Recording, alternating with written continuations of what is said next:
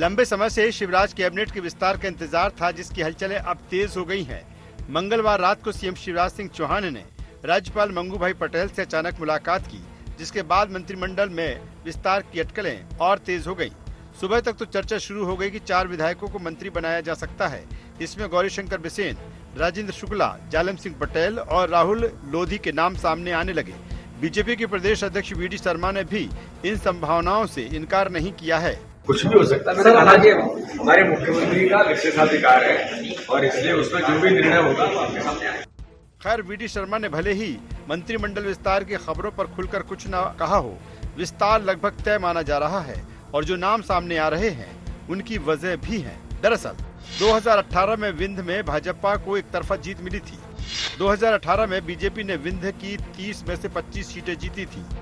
उमा भारती, बाबूलाल गौर और शिवराज कैबिनेट में मंत्री रहे हैं राजेंद्र शुक्ला। 2020 में दोबारा सरकार बनने के बाद राजेंद्र शुक्ला को मंत्री नहीं बनाया गया। बीजेपी विंध्य में अपनी सबसे मजबूत रेगांव विधानसभा का उपचुनाव हार गई। निकाय चुनाव में भी बीजेपी ने रीवा और सिंगरौली नगर निगम खो दिया। राजेंद्र शुक्ला ही एक ऐसा चेहरा है जिनका पूरे विंध्य में प्रभाव है। राजेंद्र शुक्ला को मंत्री न बनाने से विंध्य में बीजेपी का एक बड़ा धड़ा नाराज है, जिसको साधना जरूरी है। गौरीशंकर बिसेन बालाघाट से 7वीं बार के विधायक हैं। वो भी 2018 के पहले लगातार मंत्री रहे। 2020 में सरकार बनने पर गौरीशंकर बिसेन को भी मंत्री नहीं बनाया गया। गौरीशंकर बिसेन पिछड़ा वर्ग और महाकौशल में बीजेपी का बड़ा चेहरा है। गौरीशंकर कई बार बगावती तेवर दिखा चुके हैं। महाकौशल में उनकी नाराजगी भाजपा को भारी पड़ सकती है। कमलनाथ के गढ़ महाकौशल में बीजेपी एक मजबूत चेहरे को नाराज नहीं करना चाहती। पूर्व सीएम उमा भारती को चुनाव प्रचार के लिए राजी करना भी बीजेपी के लिए जरूरी है। उमा भारती को राजी करने उनके भतीजे राहुल लोधी के नाम पर विचार किया जा रहा है। ओबीसी और लोधी वोटों को साधने नरसिंहपुर से 3 बार के विधायक जालिम सिंह के नाम पर भी बीजेपी मंथन कर रही है। राहुल लोधी और जालिम सिंह में कोई एक मंत्री बना तो एक आदिवासी विधायक को भी मंत्री बनाया जा सकता है। जिन चेहरों को शपथ दिलाने की बात की जा रही है वो खुद इस बात को मान रहे हैं।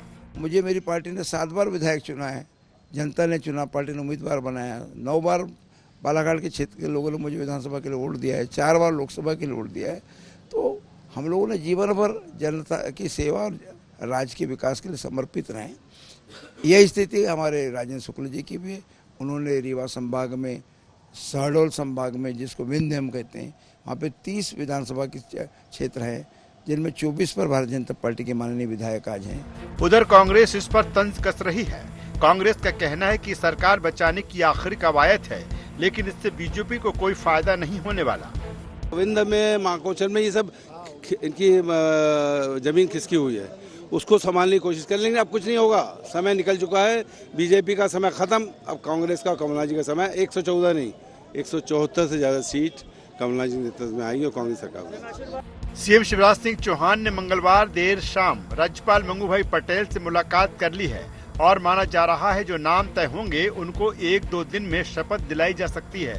हालांकि इन्हें काम करने के लिए सिर्फ 1.5 माह का समय ही मिलेगा।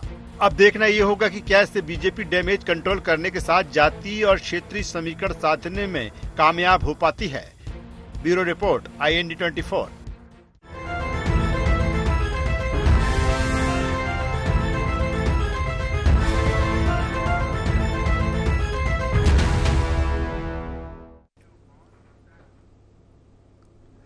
नमस्कार, IND agenda minister in election में आपका स्वागत है। मैं हूं राजेश सक्सेना। आज इसी मुद्दे पर, इसी विषय पर चर्चा करेंगे, लेकिन उससे पहले देख लेते हैं एजेंडा पॉइंट्स। चुनाव के 3 महीने पहले क्यों करना पड़ रहा कैबिनेट विस्तार? क्या कैबिनेट विस्तार से सध जाएंगे क्षेत्रीय और जातीय समीकरण? जब कैबिनेट में 4 सीट खाली थी तो क्यों हुई इसमें भरने में देरी? और कैबिनेट विस्तार को सत्ता बचाने की कोशिश क्यों कह रही कांग्रेस?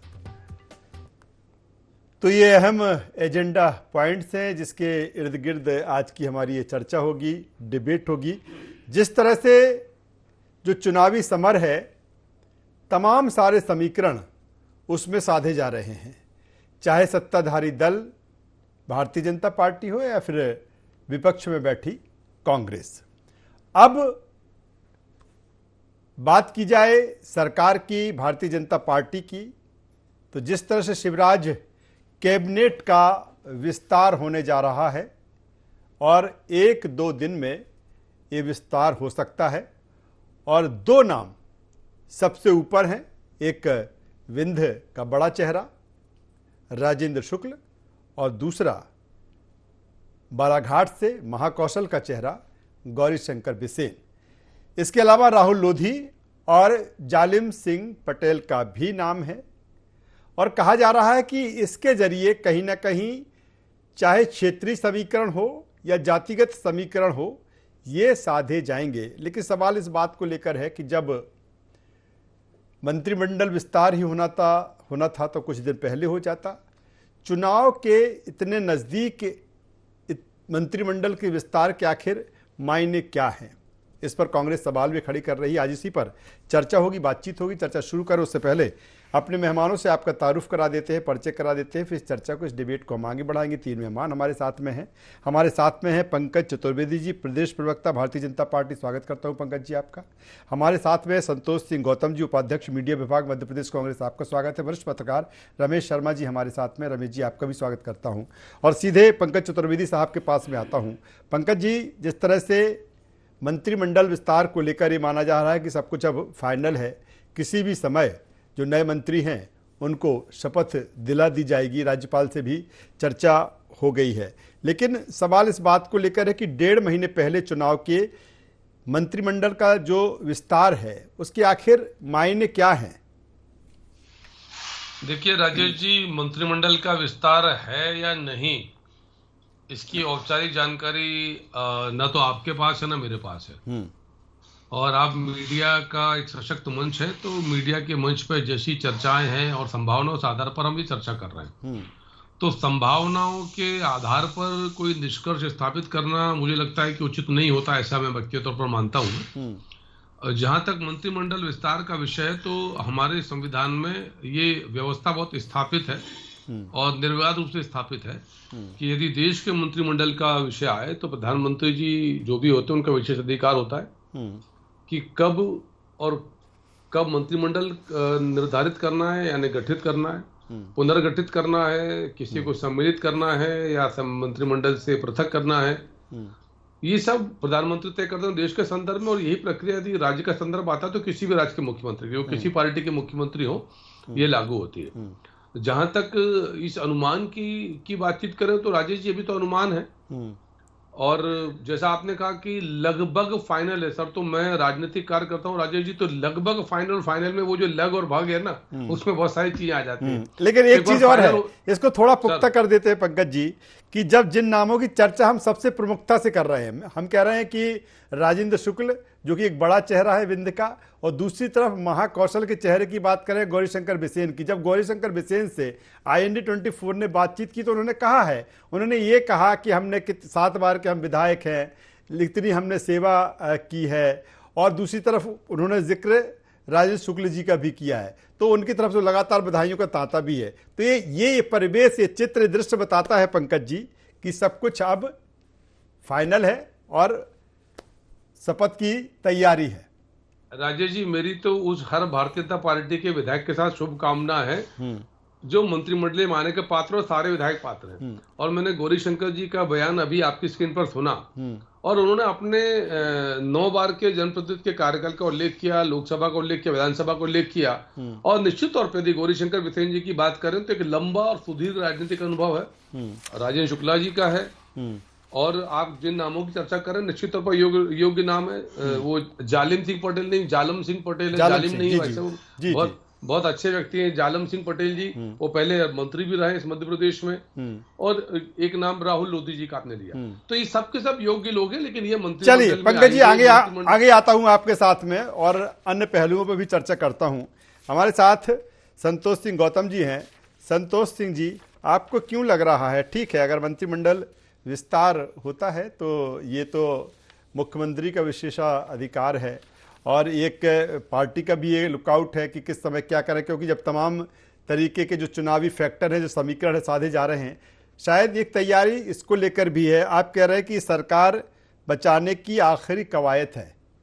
देखिए राजेश जी, एक बात मैं स्पष्ट कर दूं कि भारतीय जनता पार्टी के मुख्यमंत्री का ये विशेषाधिकार है, प्रदेश के मुख्यमंत्री का विशेषाधिकार है, वो जिसको चाहे मंत्रिमंडल में शामिल करें, हम इससे इनकार नहीं करते हैं और उनको करना चाहिए समय समय पर जब देखा जाए। लेकिन मैं ये कहता हूं कि ये मंत्रिमंडल का विस्तार जब 1-1.5 महीने बचे हैं तब क्यों किया जा रहा है? निश्चित रूप से अपने जो उनको रिपोर्ट कार्ड प्रस्तुत करना चाहिए था, जो झूठा रिपोर्ट कार्ड प्रस्तुत किया एक ऐसे व्यक्ति ने जो खुद अपने रिपोर्ट कार्ड में फेल हैं। यहां मध्य प्रदेश में आकर रिपोर्ट कार्ड पेश किया अमित शाह जी ने, जिनको रिपोर्ट कार्ड प्रस्तुत करना था कि मणिपुर में हमने क्या किया, वो मध्य प्रदेश में आकर यहां सरकार की उपलब्धियां गिना रहे थे। तो निश्चित रूप से मध्य प्रदेश की बर्बादी का जो सर्टिफिकेट है वो उनको जारी करना चाहिए था कि हम मध्य प्रदेश की बर्बादी की जिम्मेदार हैं, हमारी शिवराज सरकार मध्य प्रदेश की बर्बादी की जिम्मेदार है। यदि यहां पर कुपोषित बच्चों का भी अन्न खा लिया जाता है, उनका पोषण आहार खा लिया जाता है, तो इसका जिम्मेदार मुख्यमंत्री है, क्योंकि पोषण आहार विभाग का जो था महिला एवं बाल विकास आयोग, वो था मंत्रालय, वो उनके अंडर में काफी दिनों तक रहा। इसके बाद में मैं आपको कहना चाहता हूं कि जो भी यहां पर घोटाले हुए, चाहे वो महाकाल लोक का घोटाला हुआ, ई टेंडरिंग हुआ, व्यापम हुआ,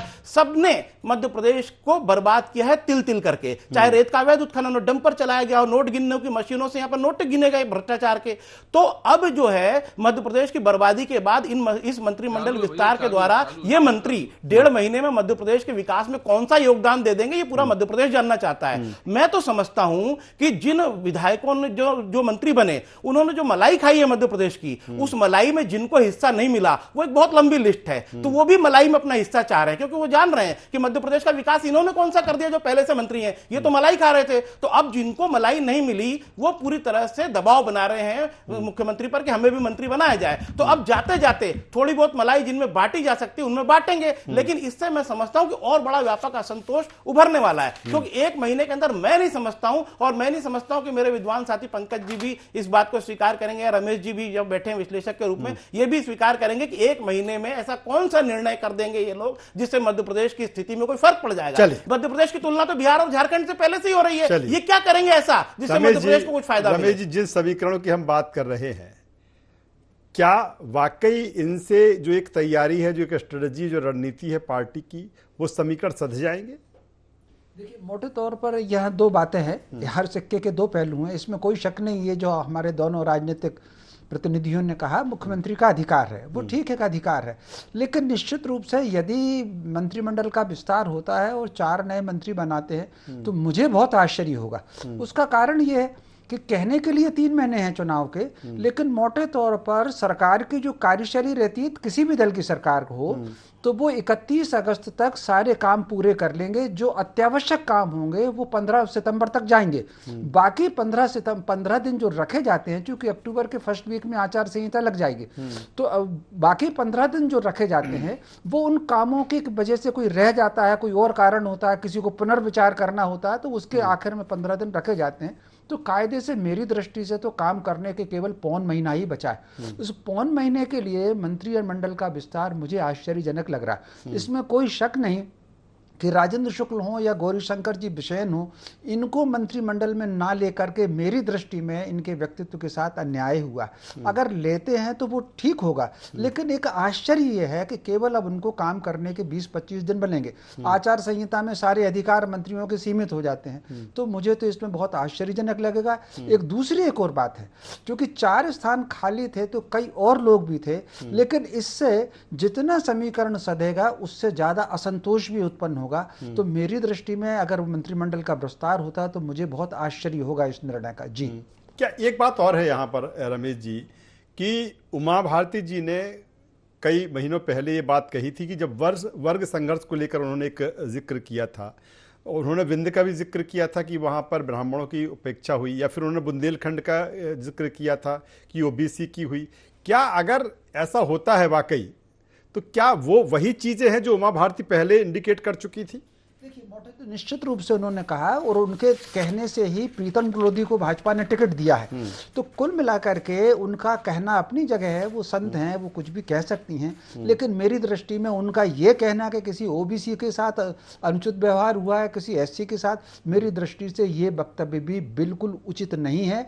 और एक बात मैं कहना चाहता हूं जो मैं हर डिबेट में कहता हूं, हमको जन्म के आधार पर बांटना, जाति के आधार पर बांटना, ये अंग्रेजों का षड्यंत्र था। उनको गए हुए अब 70 साल हो गए। राजनीतिक दलों को अब एक भारतीय के नाते, एक हिंदुस्तानी के नाते बात करना चाहिए। जातिगत चीजें जो 1773 के बाद अंग्रेजों ने बांटी थी, उससे हमको मुक्त होना चाहिए। केवल 2 उदाहरण राजेश जी दूंगा। रविदास जी, अब पूरी राजनीति ने रविदास जी को दलित वर्ग से जोड़ा। रविदास जी को अगर आप देखेंगे तो वो रामानंदाचारी के शिष्य हैं, उनके शिष्य झाला रानी हैं, उनके शिष्य मीराबाई हैं, उनके शिष्य गागरोन के राजा है जो दिग्विजय सिंह जी के पूर्वज रहे हैं 400 साल पुराने, वो उनके गुरु भाई रहे हैं। आप कहां से उनको दलित से जोड़ लेंगे? तो कुल मिलाकर के राजनेताओं को जातिगत बातों से ऊपर उठना चाहिए। चलिए पंकज जी, कांग्रेस कह रही है कि सरकार बचाने के लिए आखिरी जतन है, बीजेपी अब जो भी कर ले सत्ता में उसकी वापसी नामुमकिन है। और आप सुन रहे थे अभी संतोष जी कह रहे थे कुछ। देखिए राजेश जी, हम तो बहुत स्पष्ट तौर पर कांग्रेस से आग्रह करते हैं कि मध्य प्रदेश कल, आज और आने वाला कल, इन 3 संदर्भों में भारतीय जनता पार्टी बात कर रही है। 2003 के पहले का बंटाधार सरकार का मध्य प्रदेश, बीच में 15 महीने के करप्शन नाथ सरकार का मध्य प्रदेश। हमने वो मध्य प्रदेश देखा है राजेश जी, रमेश जी गवाह हैं, संतोष जी की पता नहीं स्मृति उस विषय में कितनी रहती, क्योंकि कई बार कांग्रेसियों को अपनी चीजें याद नहीं रहती, कि इसी मध्य प्रदेश हमने बिजली का भयावह संकट देखा। इस मध्य प्रदेश में सड़कों से ज्यादा गड्ढे हुआ करते थे। इस मध्य प्रदेश को बीमारू राज्य कहा जाता था। बिहार, मध्य प्रदेश, राजस्थान और यूपी मिलाकर बीमारू राज्य की परिभाषा गढ़ी गई थी। आज जो मध्य प्रदेश विकसित राज्यों में टॉप 3 स्टेट्स में, भारत के 28 राज्यों में, कहीं भी चले चलो, प्रति व्यक्ति आय पिछले 3 साल में 36% की ग्रोथ, 1,40,000 रुपए जो 11,000 रुपए थी दिग्विजय सिंह सरकार के समय। मध्य प्रदेश का 23,000 करोड़ का बजट हुआ करता था, अब वो 3.5 लाख करोड़ का बजट इस मध्य प्रदेश का है। वो उस मध्य प्रदेश की विकास दर 17% की विकास दर, मध्य प्रदेश की कृषि विकास दर 19%, औद्योगिक विकास दर 24%, ये बाकी राज्यों में टॉप पर है। तो ये ऐसे ही संभव है सर। मध्य प्रदेश जिस प्रकार से तरक्की कर रहा है, आज मेरे मध्य प्रदेश की बिजली से सर दिल्ली की मेट्रो चलती है राजेश जी, मेरे उसी मध्य प्रदेश से, संतोष जी और रमेश जी और मेरे और आपके मध्य प्रदेश से। ये संभव था 2003 के पहले? आप किस क्षेत्र में बात कर रहे हैं? लेकिन वो कहते हैं कि जो डेवलपमेंट हुआ है उन्हीं के शासन में हुआ है, उनकी सरकार में हुआ है। सर कैसे? अच्छा 3 से 23 तक कहां थी? 15 महीने के अलावा क्या 15 महीने में सब डेवलपमेंट हो गया? 7-7 बार कृषि का पुरस्कार, तभी सब हो गए, डेवलपमेंट हो गए। आप खेत पे, खलियान पर, सड़क पर, किसान पर, नौजवान पर, मजदूर पर, रोजगार पर, बहन बेटियों के विषय पर आपने कमलनाथ जी का डायलॉग दिया, भूल गए राजेश जी? खजाना खाली है, मामा खजाना खाली कर गया। उसी खजाने से मामा शिवराज जी ने विकास के अप्रितम कृति वाले, कौन सा राज्य सर जो लाडली लक्ष्मी के बाद लाडली बहन जैसी योजनाएं लगातार 3 महीने 1.25 करोड़ बहनों को भुगतान, ये कहते थे संभव ही नहीं है, कैसे कर पाएंगे? क्योंकि इनकी यानी कांग्रेस की माइंडसेट तो निरंतर की 85% खाने की प्रवृत्ति थी। और ऐसा मैंने नहीं कहा, श्रद्धेय राजीव गांधी जी ऐसा बोलते थे, इनके नेता प्रधानमंत्री के तौर पर, तब इन्हीं की सरकार हुआ करती थी। तो जिनका चोरी भ्रष्टाचोरी का, कल सिंधिया जी ने ठीक कहा कि झूठ कांग्रेस, लूट कांग्रेस और फूट कांग्रेस, यही कांग्रेस का कल्चर है सर। चलिए संतोष जी के पास में आ जाता हूँ। संतोष जी, वो उसी बात को पकड़े, आप कह रहे थे खजाना खाली है, और फिर वो कह रहा है कि हम लाडली बहना के 1,000 दे रहे हैं, हम स्कूटी दे रहे हैं, हम सीखो कमाओ योजना में 8,000, 8,500, 9,000, 10,000 दे रहे हैं। देखिए, शिवराज की फाइलों में गांव का मौसम गुलाबी है, लेकिन जनता जानती है कि आंकड़े झूठे हैं, दावा किताबी है। जनता परेशान है, जनता बेरोजगारी से परेशान है, गरीबी से परेशान है, और 1-1 हजार रुपए देकर ये क्या समझते हैं कि प्रदेश की जनता के वोट खरीदने की बात कर रहे हैं। ये आखिर में इनको क्यों याद आई लाडली बहना की? इनको 18 साल में जब लाडली बहना के साथ देश में सबसे ज्यादा दुष्कर्म हो रहे थे, अब ये मैं नहीं कह रहा हूं, एनसीआरबी की रिपोर्टें कह रही हैं, आदिवासियों को सबसे ज्यादा अत्याचार हो रहे थे और दलितों के ऊपर सबसे ज्यादा अत्याचार हो रहे थे, तब ये शिवराज जी कहां गए थे? इनकी जो कानून व्यवस्था ये कहां गई थी? आखिरी समय पर जब ये जाते जाते ये कोशिश कर रहे हैं, आखिरी कवायद कर रहे हैं कि लाडली बहना के खातों में हम पैसे डालकर हम उनके वोटों को खरीदने की ताकत रखते हैं। मैं समझता हूं कि शिवराज जी आपको शर्म आना चाहिए। आपको इस बात के लिए जिसको जब प्रदेश की जनता से माफी मांगना चाहिए कि प्रदेश में सबसे ज्यादा सामूहिक दुष्कर्म और प्रदेश में सबसे ज्यादा महिलाएं गायब हुई हैं। ये एनसीआरबी की रिपोर्टें करी, मैं नहीं कह रहा, आप उठाकर देख लीजिए। जो देश भर में जो आंकड़ा 13 लाख का, उसमें से सबसे ज्यादा महिलाएं यदि कहीं गायब हैं तो मध्य प्रदेश से गायब है 1.5 लाख से अधिक महिलाएं। तो इन सब बातों को झुठलाने के लिए और इन सब बातों पर पर्दा डालने के लिए लाडली बहना ले आइए, लाडली लक्ष्मी ले आइए, लेकिन प्रदेश की लाडली बहना, लाडली लक्ष्मी और प्रदेश की जनता जानती है कि मध्य प्रदेश की बर्बादी का जिम्मेदार कौन है। और अभी ये कह रहे हैं कि कांग्रेस के समय ऐसा था, 20 वर्ष बीत गए, बहुत लंबा अरसा होता है, और आपको आज मध्य प्रदेश की तुलना कर्नाटक और पंजाब से करवानी चाहिए थी, लेकिन दुर्भाग्य है कि आज भी आपकी तुलना आप कह रहे हैं कि वो आप कह रहे हैं कि 1,000 रुपए से खरीदना चाहते, बात तो वही चीज तो आप कर रहे हैं कि हम 1500 रुपए देंगे। राजेश जी बेसिक फर्क, आप सुन लीजिए, पूरी बात सुन लीजिए। हम सत्ता में आने के पहले इस बात का वादा कर रहे हैं, इस बात का वचन दे रहे हैं, लेकिन ये सत्ता से जाते जाते आखिरी में कर रहे हैं। ये जब शिवराज सिंह सत्ता में आए थे तब क्यों नहीं ये बात की थी, ये मैं जानना चाहता हूं। दोनों चीजों में बेसिक डिफरेंस है, मैं समझता हूं आप समझ गए। पंकज जी कुछ कहना चाहते हैं? एक और चीज राजेश जी, मेरी बात अभी खत्म नहीं हुई है। दूसरा मैं ये कहना चाहता हूं कि भारतीय जनता पार्टी ये जो अपनी अंतिम कवायद कर रही है ना जाते जाते इन मंत्रियों को बनाने की, यदि वो बनाती है तो मैं समझता हूं कि भारतीय जनता पार्टी का जो असंतोष है वो चरम पर फूट पड़ेगा, क्योंकि पूरी भारतीय जनता पार्टी का जो भ्रष्टाचारी चरित्र बन चुका है, उसके नेता ये नहीं चाहते कि अब उसने अगर पैसा कमाया तो मैं नहीं कमाऊं। और ये दावे मेरे झूठे नहीं है, ये दावे आप देख लीजिए। महाकाल लोक की मूर्तियां जिनको वादा किया गया था कि 100 साल तक चलेंगी, वो एक बारिश नहीं कर पाई, कारण डैम एक बारिश में ढह गया। क्या ये भ्रष्टाचार? पंकज जी कुछ कह रहे हैं, फिर रमेश जी के पास में पंकज जी। मैं सर 2 मॉडल गिनाता हूं। एक हिमाचल प्रदेश की सरकार का मॉडल, जहां तनख्वाह बांटने के पैसे नहीं सुक्खू सरकार के पास। मध्य प्रदेश पर नहीं बोलेंगे पंकज जी, हिमाचल पर बोलेंगे, कर्नाटक पर बोलेंगे, नेहरू जी पर बोलेंगे, अमेरिका पर बोलेंगे, लेकिन मध्य प्रदेश के विषय में बोलने की थोड़ी देर आमने सामने कर देते दोनों मेहमानों को। नहीं, मैं जानना चाहता हूं कि मध्य प्रदेश के विषय में बोलिए। मध्य प्रदेश में आज भी अलीराजपुर और झाबुआ जिले देश के सबसे गरीब जिले कैसे हैं, श्योपुर आज भी सबसे अधिक कुपोषित जिला कैसे, इस पर जवाब दीजिए। और जिस मुख्यमंत्री की नाक के नीचे पोषण आहार का घोटाला हुआ, वो कुपोषित बच्चों के स्वास्थ्य के लिए जिम्मेदार है या नहीं है, ये बताइए आप। तो पंकज जी,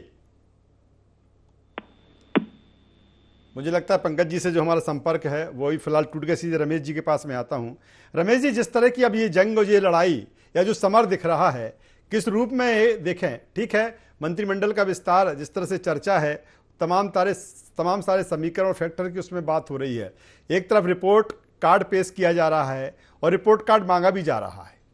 देखिए, मैं समझता हूँ ये तो अगर मंत्रिमंडल का विस्तार होता है तो ये राजनीतिक निर्णय ही होगा, और वो चूंकि अब क्या सोच करके लेते हैं और मुख्यमंत्री का अधिकार भी है, वो ले सकते हैं, लेकिन फिर भी वो एक आश्चर्यजनक होगा। लेकिन एक अच्छी बात मैं अंतिम समय में ये देख रहा हूँ चुनाव में, बीच में हालांकि परस्पर दोनों पार्टियों में बहुत आरोप प्रत्यारोप लगे, कुछ तो ऐसे आरोप प्रत्यारोप लगे, व्यक्तिगत भी लगे, जो नहीं लगना चाहिए था सार्वजनिक जीवन में। लेकिन फिर भी अब अगर रिपोर्ट कार्ड की बात हो रही है, एक पार्टी रिपोर्ट कार्ड जारी कर रही है, दूसरी पार्टी रिपोर्ट कार्ड पर हिसाब मांग रही है, और फिर वो अपनी तरफ से भी कुछ बातें कर रहे हैं, तो मैं समझता हूं चुनाव में ये एक अच्छे सिंबल चिन्ह माने जाना चाहिए कि एक पार्टी सरकार में आने के लिए अपने वादे कर रही है और कार्यक्रम बता रही है कि हम सरकार में आए तो ये करेंगे, और दूसरी पार्टी अपने किए हुए कामों का विवरण देकर के वोट मांग रही है। यह अलग बात है कि इससे विपक्ष फिर उनकी समीक्षा करेगी, कौन सा काम इन्होंने किया है, कौन सा नहीं किया है। तो मैं समझता हूं प्रजातंत्र के 70 वर्षों बाद अगर चुनाव होना चाहिए तो राजनीतिक दलों के काम पर होना चाहिए, राजनेताओं की छवि पर होना चाहिए, व्यक्तित्व पर होना चाहिए, सिद्धांत पर होना चाहिए। पंकज जी से हमारा संपर्क फिर कनेक्ट हो गए हैं। पंकज जी, आप कुछ कह रहे थे, बात जारी रखिए अपनी।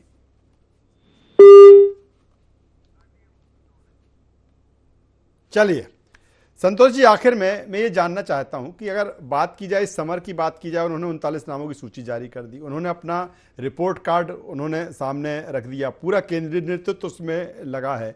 कहा जा रहा है कि कांग्रेस अभी उस चुनावी तैयारी से उस रिदम में नहीं दिख रही है। ये बेसिक फर्क है। देखिए राजेश जी, सबसे बड़ी बात है कि पिछला जो 2018 का चुनाव हुआ था उसमें भारतीय जनता पार्टी कहते नहीं थक रही थी कि हमारा दूल्हा तो शिवराज है, आपका अपना दूल्हा तो बताइए, पार्टी का नेतृत्व तो कौन कर रहा है। लेकिन आज भारतीय जनता पार्टी के पास असमंजस की स्थिति है। उनके शीर्ष नेता अमित शाह को यहां आकर कहना पड़ रहा है कि हमारा चेहरा कमल है। इसका मतलब शिवराज के नेतृत्व पर खुद उनको विश्वास नहीं है, क्योंकि पिछला चुनाव शिवराज के नेतृत्व में भारतीय जनता पार्टी हार चुकी है। तो ये जो हार की हताशा है उसमें चेहरा घोषित नहीं करना ये दर्शाता है साफ कि भारतीय जनता पार्टी का शिवराज पर से विश्वास उठ चुका है। तो जब अपनी ही पार्टी का विश्वास उठ चुका है तो जनता का विश्वास कहां से आएगा। तो अब ये चुनाव में भारतीय जनता पार्टी का चेहरा और कमल कोई मायने नहीं रखता है। ये चुनाव जनता वर्सेस भारतीय जनता पार्टी के भ्रष्टाचारी सरकार के बीच में है और निश्चित रूप से हमारा चेहरा कमलनाथ है और हमारे कमलनाथ के चेहरे के सामने भारतीय जनता पार्टी को चेहरा खड़ा नहीं कर पा रही। तमाम सारे समीकरण चुनावी समर में है और जिस तरह से चर्चा है कि एक और मंत्रिमंडल विस्तार, हालांकि ये कहा जा रहा है कि 1-2 दिन में मंत्रिमंडल विस्तार हो सकता है। जिन नामों की चर्चा है वो भी हम लगातार उस पर चर्चा कर रहे हैं। कुल मिलाकर तमाम सारे समीकरण, तमाम सारे फैक्टर इस चुनाव में, और लगातार ये भी कहा जा रहा है कि इस बार का जो चुनाव है मध्य प्रदेश में कुछ अलग होगा, उसकी तासीर कुछ अलग होगी। तीनों मेहमानों का धन्यवाद करूंगा, शुक्रिया करूंगा। तो कुल मिलाकर जो चुनावी समर है, और समर में धीरे धीरे समय जिस तरह से नज़दीक आता जा रहा है, वैसे ही तमाम सारी चीज़ें तैरती हुई नजर आ रही है। IND एजेंडा में बस इतना ही। IND 24 खबरों का सिलसिला लगातार जारी है। बने रहिए हमारे साथ। नमस्कार।